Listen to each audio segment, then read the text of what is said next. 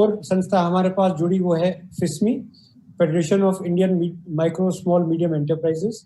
Secretary general हैं, उनके professional हैं अनिल भारद्वाज जी। बहुत ही एक एनलाइटेंड इंडिविजुअल हैं, बहुत निस्वार्थता के साथ काम करते हैं। तो अनिल जी, आप अपना पर्सपेक्टिव बताएं कि आपके एमएसएमईज, आपकी फेडरेशन में बहुत लोग आपसे बात करते हैं। So what ever policy interventions that have been there, specifically the intervention on the 200 crore reservation which is intended to give MSMEs a lot of government business in India, has that been successful? To what extent that has been successful, and what more is required to be done for it to achieve its desired objectives? Anilji, please. Well, thank you for having me and giving me this opportunity to share my views and of my organization. So far as MSME's situation is concerned during this crisis, as you would be all aware that prior to COVID, MSMEs have been suffering from a crisis of liquidity starting from demonetization itself. Then the GST happened, and the GST further stressed them so far as liquidity goes, because they had to, the moment they raised the bill, they had to deposit the GST in a specified date, whether they have got the payment or not. So they were already stressed when, unfortunately, COVID happened.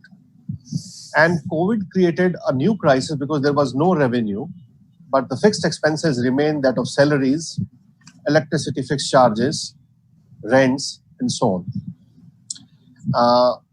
So it was initially a problem of liquidity, and then it became a question of solvency.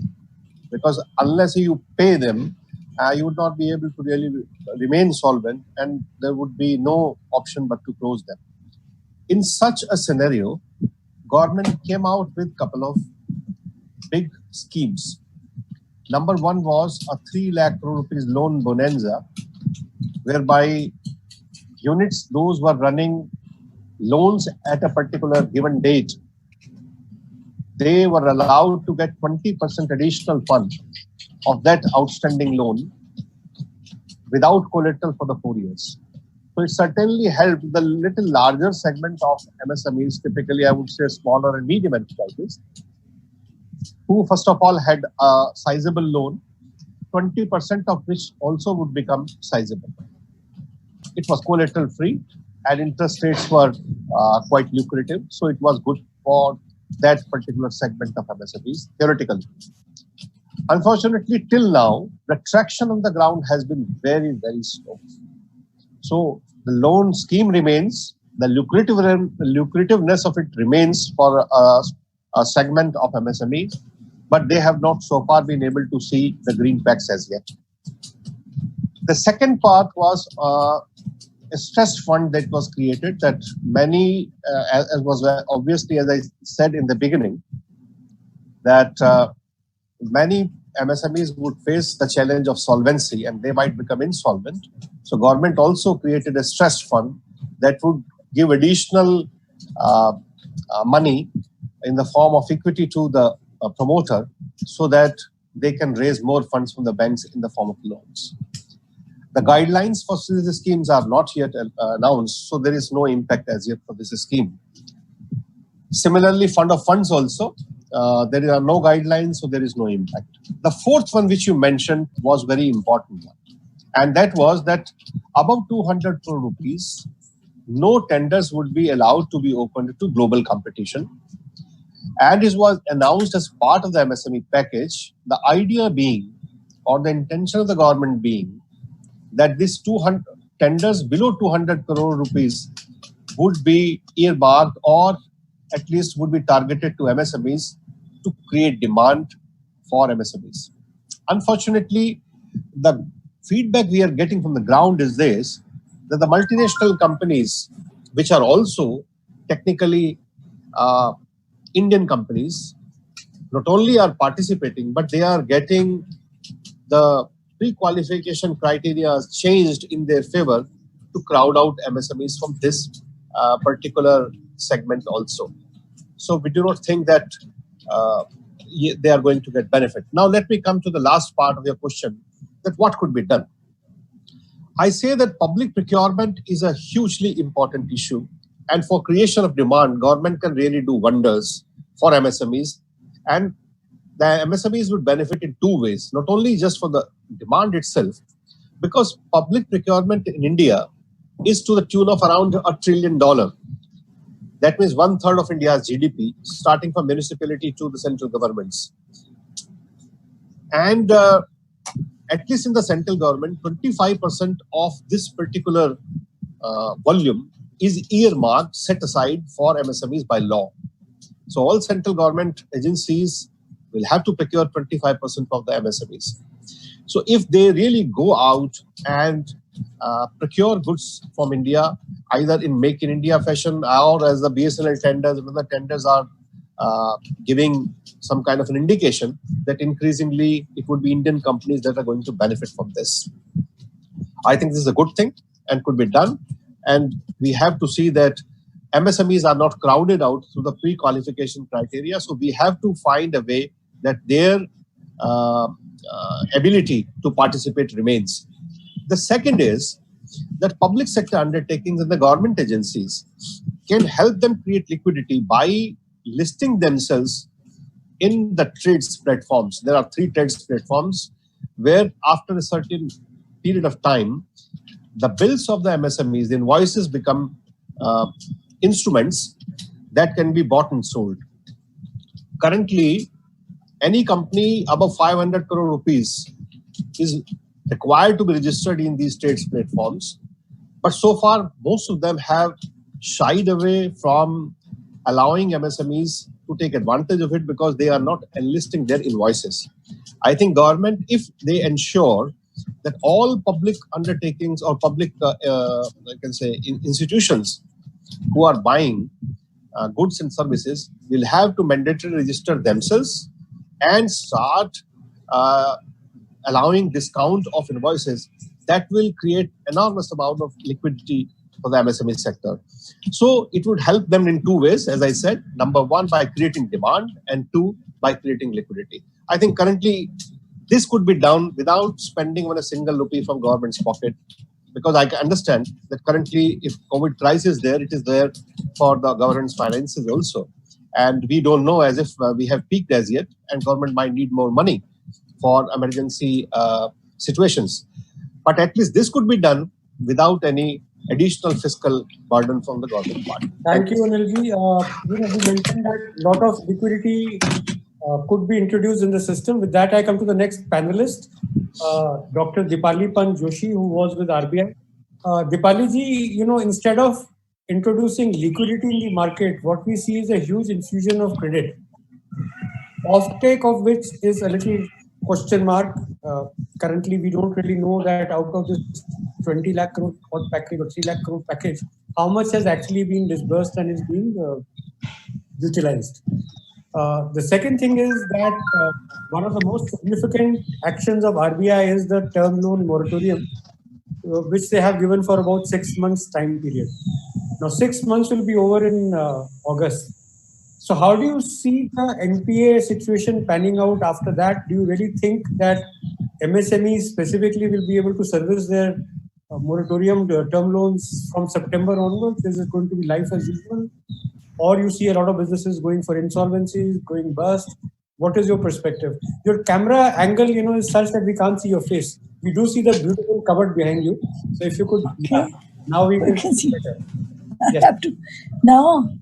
Yes. तो समीर भाई बहुत धन्यवाद. एक तो आपका ये बड़ा सार्थक प्रयास है कि आपने ऐसी इन समस्याओं को देखते हुए भी इतनी संभावना का ये एक आयोजन किया है और बहुत सारे बुद्धिजीवी और चिंतक इसमें भाग ले रहे हैं. तो मुझे बुलाने के लिए और मुझसे 2 स्पष्ट प्रश्न पूछने के लिए भी आपका धन्यवाद. तो इसमें ऐसा है सर कि एक तो पहले आप ये जो कोविड-19 पैंडेमिक है, इसने सारी दुनिया में उथल-पुथल मचा दी है, भारत में भी मचाई.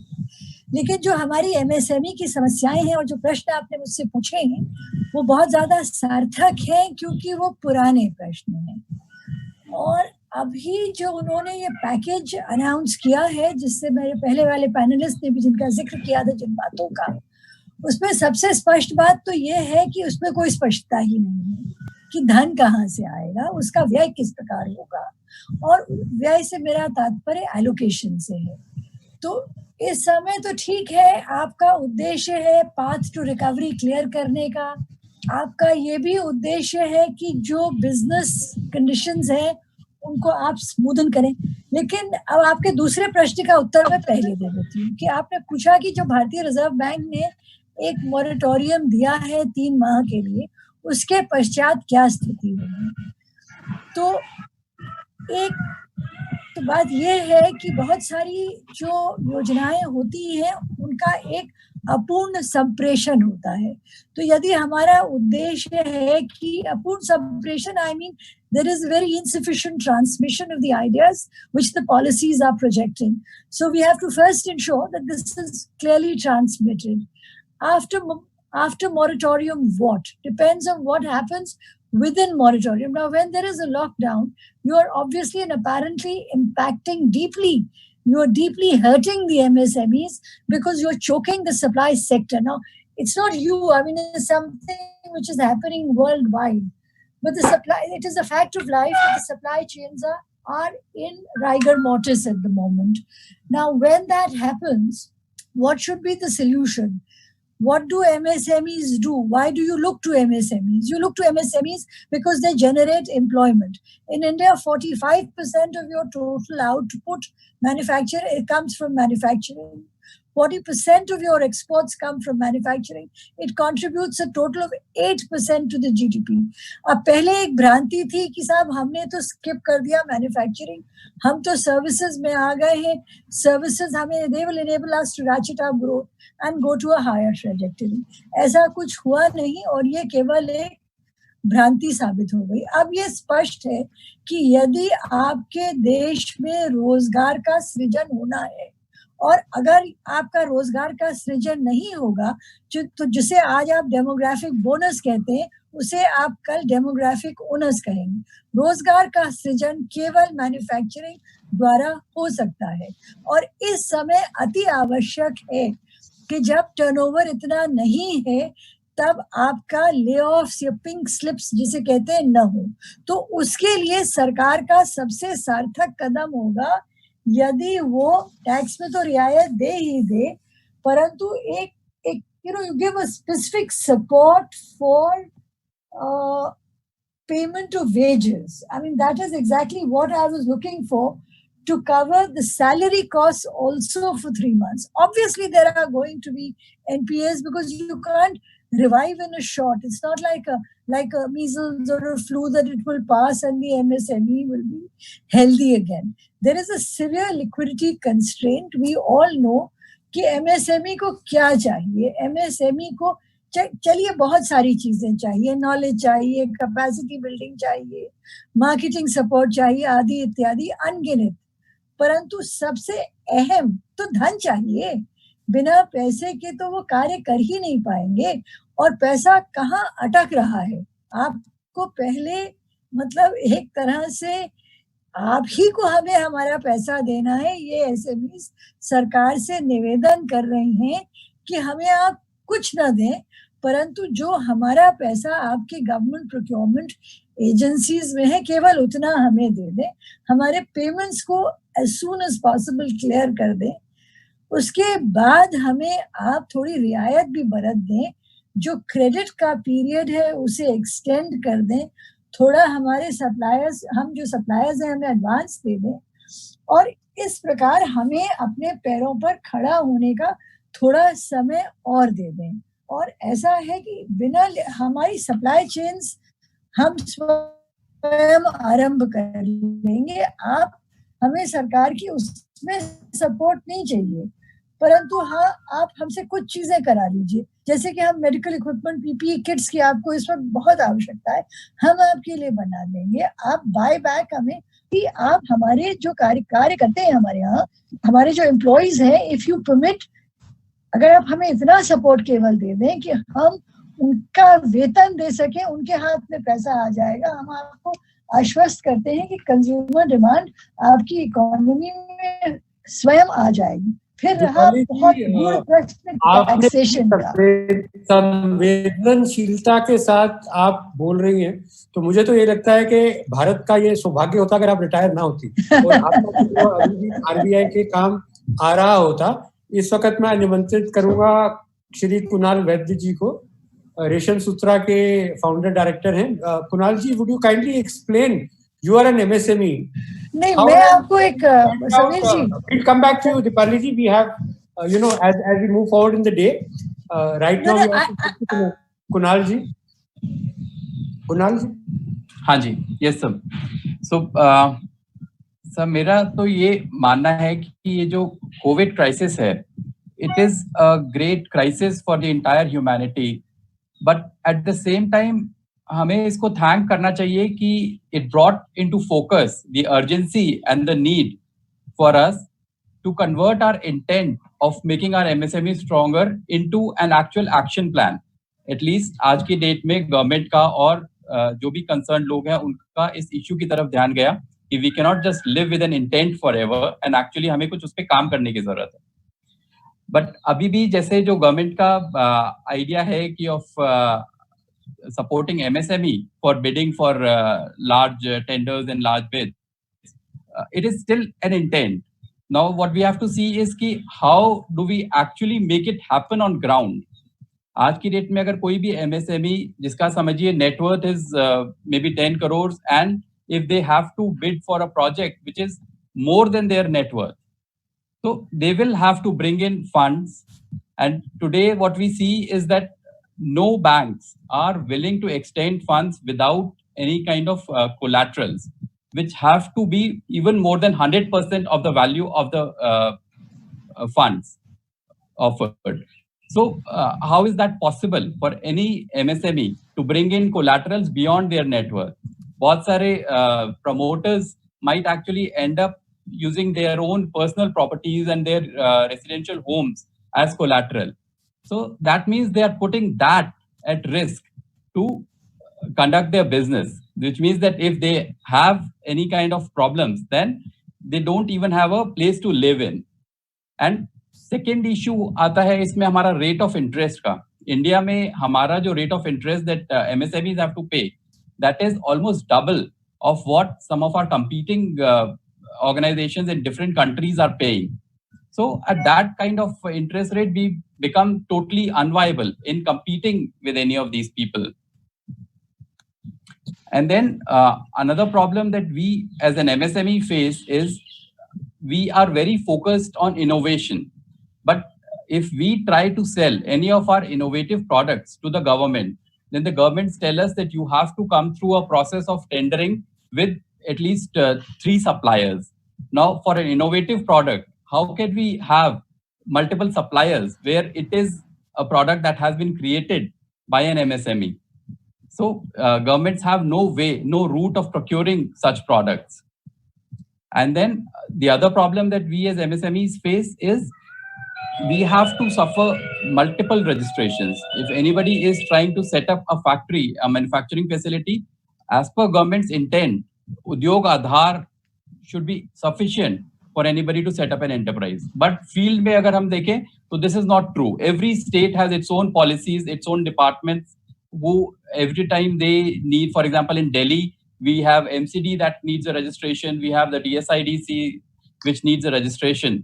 So we have to go through all this red tapeism. So it becomes very difficult for any MSME to increase its capacity. And then on the other hand, another problem that I foresee is that even if we set up a manufacturing unit and we set up a plant, which will take large amount of investment, large amount of risk from the side of MSME, but we are not able to get any kind of purchase guarantees or any kind of future procurement plan from government or any agency that it will continue to run for a long period. So that means we end up taking all the risk, चाहे financial risk है, चाहे technical risk है, चाहे market risk है, everything has to be borne by the MSME with actual no support from the government side.